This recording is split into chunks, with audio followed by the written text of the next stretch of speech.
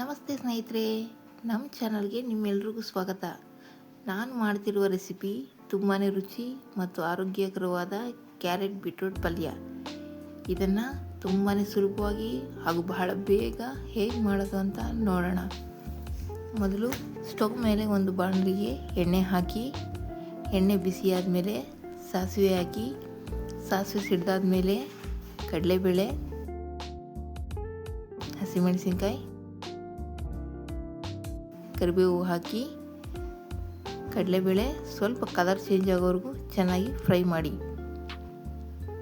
ಆಮೇಲೆ ಕಟ್ ಮಾಡಿದಂತಹ ಈರುಳ್ಳಿ ಹಾಕ್ಕೊಂಡು, ಈರುಳ್ಳಿ ಫ್ರೈ ಆದಮೇಲೆ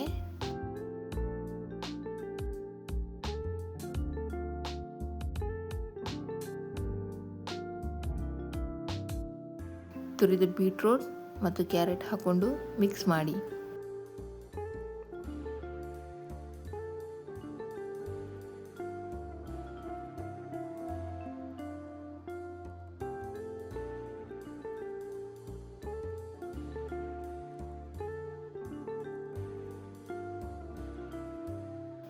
ಆಮೇಲೆ ರುಚಿಗೆ ತಕ್ಕಷ್ಟು ಉಪ್ಪು ಹಾಕ್ಕೊಂಡು ಮತ್ತೆ ಕಲಸಿ.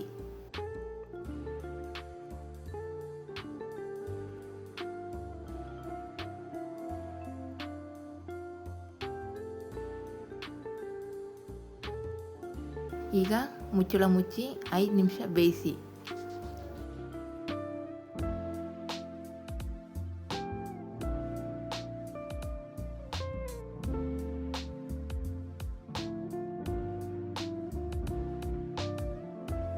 ಚೆನ್ನಾಗಿ ಬೆಂದ ಮೇಲೆ ಕೊತ್ತಂಬರಿ ಸೊಪ್ಪು ಹಾಕಿ.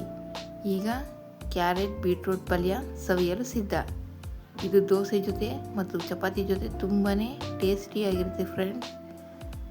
ನೋಡಿದ್ರಲ್ಲ, ಈ ರೆಸಿಪಿ ನಿಮಗೆ ಇಷ್ಟ ಆದರೆ ಈ ವಿಡಿಯೋಗೊಂದು ಲೈಕ್ ಮಾಡಿ, ಶೇರ್ ಮಾಡಿ, ನಮ್ಮ ಚಾನಲ್ನ ಸಬ್ಸ್ಕ್ರೈಬ್ ಮಾಡಿ.